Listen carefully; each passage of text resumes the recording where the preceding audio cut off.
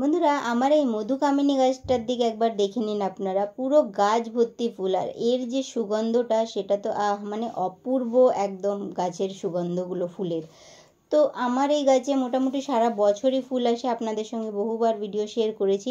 গতকাল যখন জবা গাছ নিয়ে ভিডিও দিয়েছিলাম তার সারের ব্যাপারটা বলছিলাম, তো তাতে অনেক কমেন্ট ছিল জবা গাছের ভিডিওটাতে যে মধুকামিনীতে ফুল আসছে না, তো কী সার দিলে ফুলটা আসবে। তো দেখুন, এতেও কিন্তু জবা গাছেরই মতো পরিচর্যা করি আর ওই ধরনেরই খাবারটা অ্যাপ্লাই করে দিই। তো এখানে হচ্ছে, আমি প্রথমে বলে দিচ্ছি, সর্ষের খোল। অনেকে ছবি দেখে বুঝেও গেছে হবে। সর্ষের খোলটা একটা এমন সার যেটা আপনারা যদি প্রত্যেক মাসে যে কোনো গাছে, এই ফুলের গাছে অ্যাপ্লাই করলে আপনাদের গাছে কিন্তু ফুল অবশ্যই আসবে। কারণ কি, সর্ষের খোলে তো এনপিকে তো থাকে, তার সঙ্গে মাইক্রো নিউট্রিশনসও থাকে, তো কমপ্লিট নিউট্রিশনসের মতোই কাজ করে।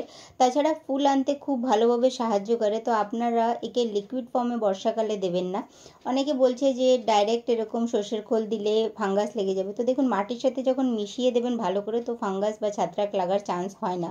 আপনারা যদি টপ লেয়ারে যে কোনোই সার দিচ্ছেন, নিম খোল বা সর্ষের খোল, তখন কিন্তু খোল জাতীয় জিনিস টপ লেয়ারে দিলে ফাঙ্গাস লাগবে। একটু মাটির সাথে খুঁচে মিশিয়ে দেবেন, তাহলে দেখবে কোনো রকম সমস্যা নেই। আর আরেকটা জিনিস, প্রত্যেক মাসে অবশ্যই এই খাবারটা দিয়ে দেখুন, আপনারা সত্যিকারের অনেক অনেক ভালো রেজাল্ট পাবেন। দুটো সার এখানে দেখাচ্ছি, তাছাড়া আরও দুটো সার আপনাদেরকে বলবো। যেমন কি, আমি এনপিকে 10-26-26, যেটা আমি প্রত্যেক মাসে যেমন জবা গাছে দিই, এটাতেও দিই। এছাড়া ডিএপি সারও দিই। তো মানে প্রত্যেকটা সারের মাঝখানে আপনার 10 থেকে 15 দিনের মানে গ্যাপ রাখতে হবে। যেমন 1 তারিখে যদি আমি সর্ষের খোল দিয়েছি বা তার সঙ্গে অনুখাদ্যও দিই, তো তার কিন্তু মিনিমাম 10 থেকে 15 দিন পরে আমি এনপিকে দিয়ে দিলাম 10-26-26, তার 10 দিন পরে আবার আমি ডিএপি দিয়ে দিলাম।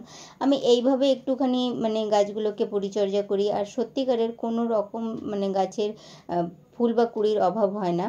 আর এখানে 3 চামচ মতো সর্ষের খোল দিচ্ছি 10 ইঞ্চির টবের জন্য, আর 1 চামচ অনুখাদ্য বা সিবিড, এই দুটো খাবার দিয়ে দিই। দিতে কিভাবে হবে, আমি যেটা প্রথমেই বললাম, মাটিটাকে ভালো করে খুঁচে নিতে হবে আর এই সারটাকে একটু মিশিয়ে নিতে হবে।